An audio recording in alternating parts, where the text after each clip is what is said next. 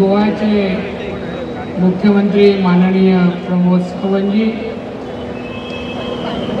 सन्माननीय मंत्री उदय सामंत, सन्माननीय रवि चव्हाण, सन्माननीय केसरकर, भाजप आणि आघाडीचे सर्व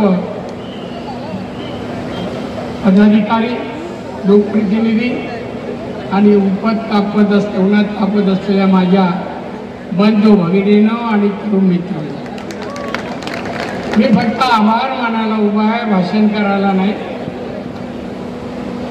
पाहतोय आम्ही सावलीत आहोत, तुम्ही उन्हात आहोत आणि तुम्ही बराच म्हणजे जवळपास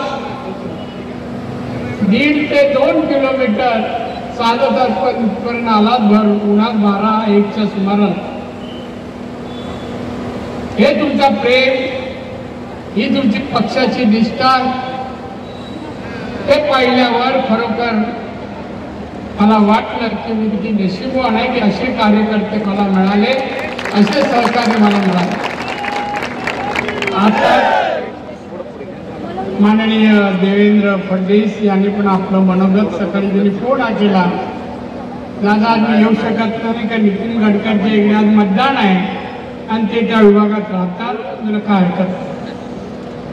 प्रथम कर्तव्य महत्वाचं तिथे मतदान आहे. माझं आपलं प्रेम एकमेकावर आहे, त्यामुळे आपण आलात तरी चालेल. बांधवांनो, आता प्रमोदजी सावंत गोव्याचे मुख्यमंत्री आणि मोदींच्या काही घोषणा इथे केल्या. 400 पार मोदींनी घोषणा केली आहे, संकल्प केला आहे की ह्या लोकसभेच्या निवडणुकीत भारतीय जनता पक्ष आणि मित्र पक्ष मिळून 400 पार 400 पेक्षा जास्त जागा यावेळेला जिंकतात. कशासाठी?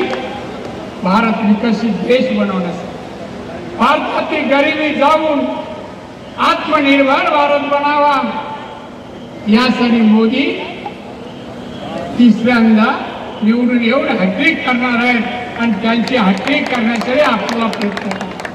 माझी तुम्हाला छोटीशी विनंती आहे, मोदींनी घोषणा दिली की अगदी बार 400 पार, या 400 मध्ये रत्नागिरी सिंधुदुर्गाचा खासदार असावा यासाठी 2.5 लाख पार, 2.5 लाख मताने निवडून येणार. अगदी बार 2.5 लाख पार तुमच्या तोंडात साखर पडू आणि 2.5चे 5 झाले तरी मला हरकत नाही, पण आता उन्हात तापतात, जास्त तापत तुम्हाला ठेवणं मला धोक्याचं वाटतंय. म्हणून तुम्हाला शुभेच्छा देतो, धन्यवाद मानतो. सन्माननीय प्रमोद सावंत, रवी चव्हाण, आमचा उदय सामंत, आमचा किरण सामंत आणि केसरकर साहेब या सर्वांचा मी आणि आमचे निकम साहेब यांचा मी अतिशय ऋणी आहे. त्या ठिकाणी आले ते शुभेच्छा दिल्या आणि म्हणून त्यांचा सर्वांचा मी अतिशय ऋणी आहे. जय हिंद, जय महाराष्ट्र. आज आपल्या राणे साहेबांच्या उमेदवारी